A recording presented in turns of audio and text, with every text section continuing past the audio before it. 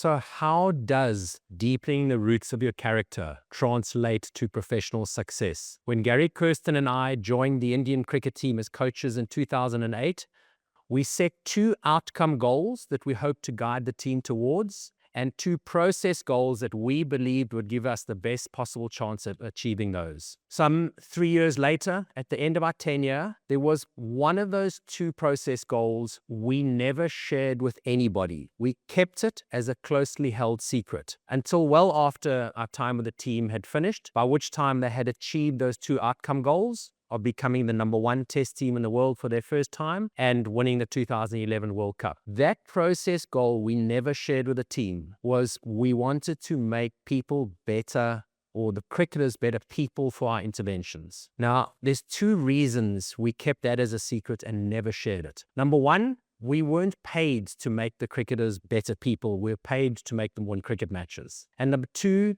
the perceived level of arrogance. Who did Gary Kirsten and Paddy Upton think we were as people that we could make other people better people? Were we even good enough ourselves? And in that particular team, there were some iconic players: Sachin Tendulkar, Rahul Dravid, Anil Kumble, Sourav Ganguly, MS Dhoni, Virat Kohli, and more. But I was convinced then, and I'm even more convinced now, that being a good person directly translates to first achieving and then sustaining success at the highest level. Some 3 years later, after starting the team, we found ourselves here in Bangalore, in this very city, preparing for the opening match of the 2011 Cricket World Cup. And in that team, we had a player by the name of Sachin Tendulkar. Some of you have heard of him. Sachin was in his 21st year of international cricket, and it was his 6th World Cup he would be going into. And we planned a session to tap into that expertise. Sachin agreed to sit in what we call the King's Chair at the front of the team room, and players were asked to bring whatever questions they had for him. There would be only the players and support staff and no recording devices, so Sachin was free to speak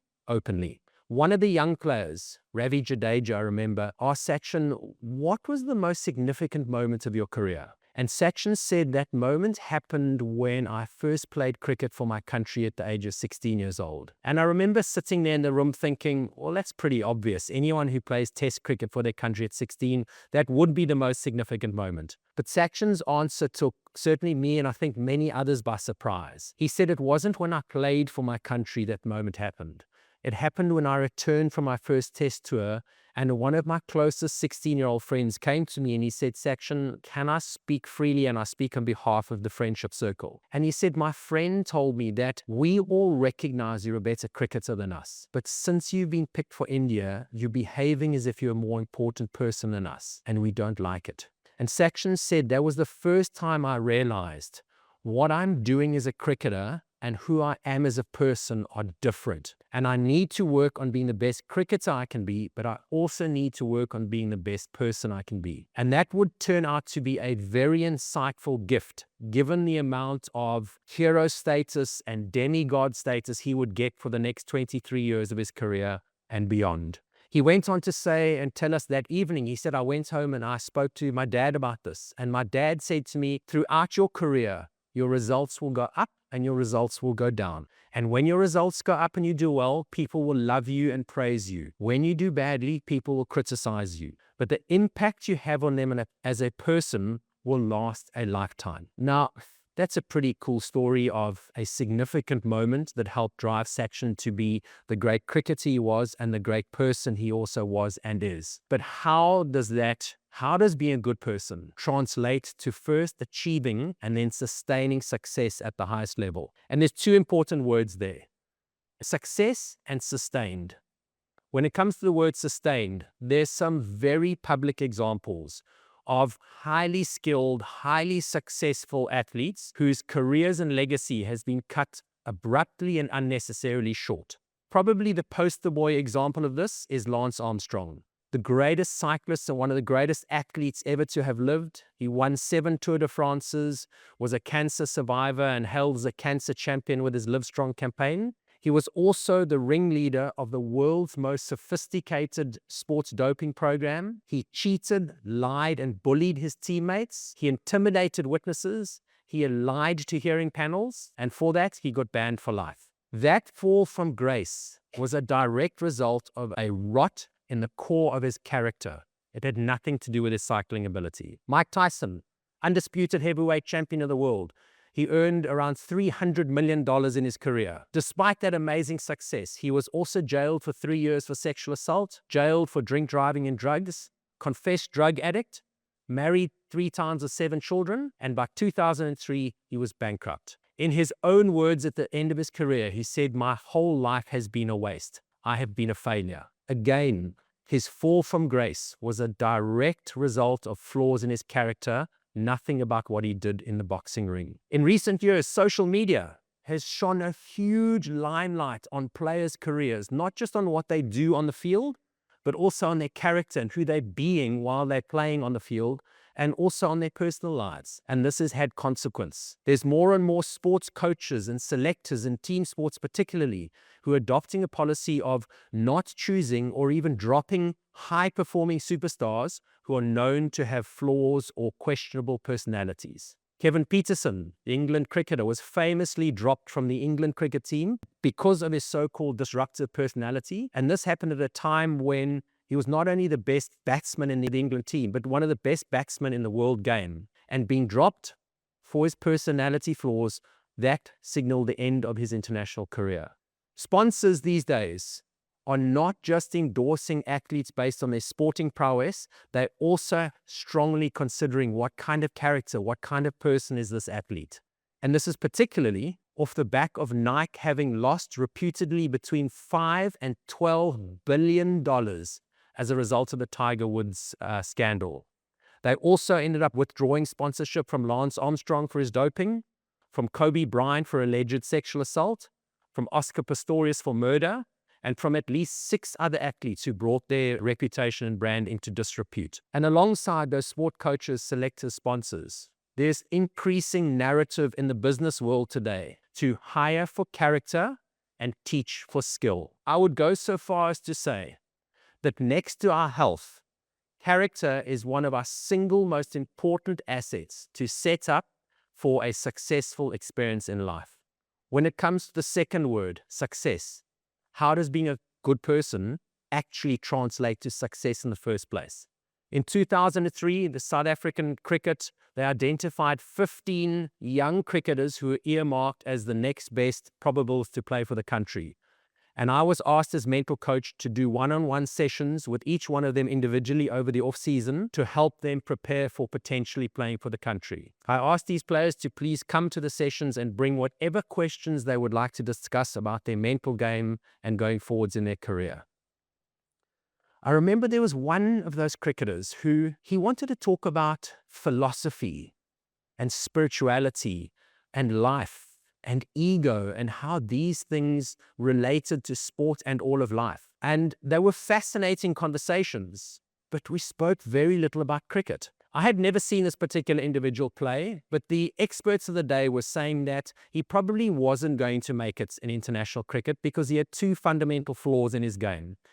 Firstly, he had a technical flaw that he refused to change and that the experts said he was going to get exposed at the higher levels of the game because of that flaw. And the other reason, he was very unathletic. He was not fit, he was not fast, he was not agile. And there were people who were saying he's probably just an affirmative action selection, which meant at the time he was selected based on his skin color to satisfy a policy by the South African government to have a certain amount of players of color in each squad. Still, the conversations were great. And I remember arriving at the last session and I asked each of these 15 players, bring whatever your 1 or 2 big questions are. Let's discuss it because there's a chance we won't get to see each other again. This particular individual walked into the room and he said to me, "Paddy, I just have one question. If I make who I am being as a person a priority in my life, do you think it will compromise my chance of playing for my country?" And I remember thinking, wow, it's a hell of a question for a 20-year-old. And I thought about it and my answer was, I don't know. And he stood up, he said, "That's the only question I had for today." He thanked me for the sessions, shook my hand, and he left. And I remember sitting there looking at my watch with 58 minutes still left of the 60-minute session and feeling really disappointed in myself. I thought, surely, Paddy, you could have come up with something better than I don't know. I really wanted to help this guy. I really liked him, but that was the best I could offer. This player continued with the so-called technical flaw in his game, and he remained unathletic. He also went on to be the first South African cricketer in history to score more than 300 runs in a single test match innings. He was the fastest cricketer in international one-day cricket history to reach a total of 2,000 runs, 3,000, 4,000, 5,000, 6,000, and 7,000 runs. And he captained his country. His name was Hashim Amla. And the reason Hashim, his two superpowers that got him that was, number one, was his preparation. He prepared with more intensity and attention to detail than most batsmen in international cricket, to the degree that he would often bat just with a thin, round cricket stump while someone hurled fast-paced golf balls down at him. His other superpower was his mindset. The fact that he made who he was as a person a priority in his life, even a higher priority than playing for his country. And as a result of his high self-esteem, he did not suffer from two of the biggest mental obstacles to success in sport, and I would hazard agree in all of life: pressure and fear. How does this work? Pressure and fear are closely related to each other. They arise from me being here in the present moment and my mind dwelling on a result at some point in the future, either success or failure. And that gap in time between where I am in the present and my mind is in the future is sometimes called the pressure gap or the anxiety gap or the fear gap. Pressure arises in direct proportion to how much value I place on winning or on a result in future. So the more important it is to do well, like in a World Cup or an Olympic final, the more pressure increases. Similarly, fear arises from how scared I am of things going wrong in the future, like a fear of injury, a fear of making a mistake, fear of failure, fear of disappointing someone, fear of embarrassment. The thing about pressure and fear, they are not real. Pressure and fear are mental concepts we create for ourselves in our own mind. And we do that to ourselves based on how desperate we are to win or to not lose. And the thing that drives that mental activity for every one of us to get our mind focused on a result at some point in the future and get stuck there is ego. Every single one of us in the room here has an ego, and it drives every single one of us to want two things. It drives us to want to look good in the eyes of others, and if we can't look good, it drives us to not want to look bad. Here's the rub. The more insecure we are within ourselves, the lower our self-esteem, the more important it is to win so that I can look good and feel good, and as a result, the pressure increases. Similarly, I don't want to make mistakes or things to go wrong because then I look bad and feel bad, and as a result, fear or nerves increase. And we know that pressure, fear, nerves tightens the body, it tightens the mind, and that causes performance to be compromised. In contrast, the more secure we are within ourselves, the higher self-esteem, the less attached we are to results, the less we identify who we are as a people with results. In the case of Hashim Amla, sure, he wanted to do well, but he wasn't desperate. And he didn't want to fail, but he had no problem and no concern about failing. And because he wasn't attached to success or failure in the future, it freed his mind up to be fully focused on the task at hand in the present moment. He was able to fully express himself in the act of batting, one ball at a time, largely unattached to the result of that act. And that, ladies and gentlemen, is what it means to focus on the process and let the results look after themselves. We are always maximally effective when we are focused in the present moment on the task at hand, not worrying about what happened and not worrying about what's going to happen as a result. Let's have a look at how this exact thing plays out at the highest level in one of the most mentally challenging sports in the world, chess.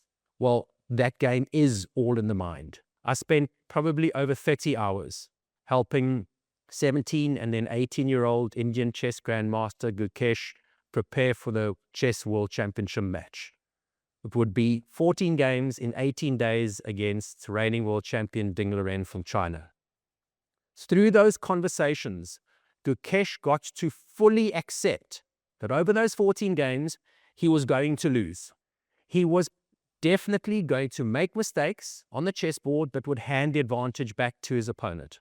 He also knew he was going to win games, and he knew his opponent would make mistakes that would hand an advantage to him. And because he fully accepted things were going to go wrong and things were going to go right, he wasn't scared of making mistakes and losing, and he was in no rush to win.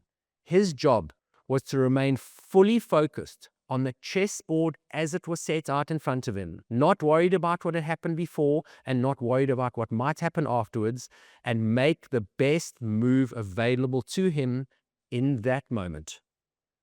18 days later, over 50 hours of chess, over 5 hours into the 14th and final game, the scores were still tied on 6.5, 6.5. By the end of that game, Gukesh was going to have focused on the board only 1 moment longer than his opponent. And in that 1 moment, his opponent made a mistake that Gukesh was able to capitalize on to become the youngest world chess champion in history by 4 years. Subsequent to winning, as we all know, Gukesh's life has changed fundamentally.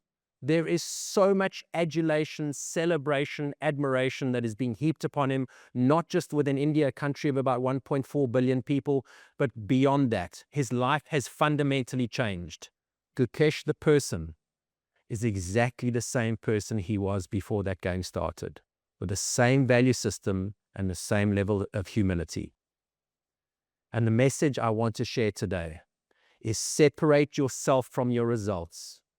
Who you are and what you do and the results of what you do are different. Yes, put full effort on developing your professional attributes, on growing as a professional. And at the same time, but separate to that, work on being the best person you can be. And in this way, ladies and gentlemen, deepening the roots of your character, give wings to soar to the lofty heights of sustained professional success. Thank you.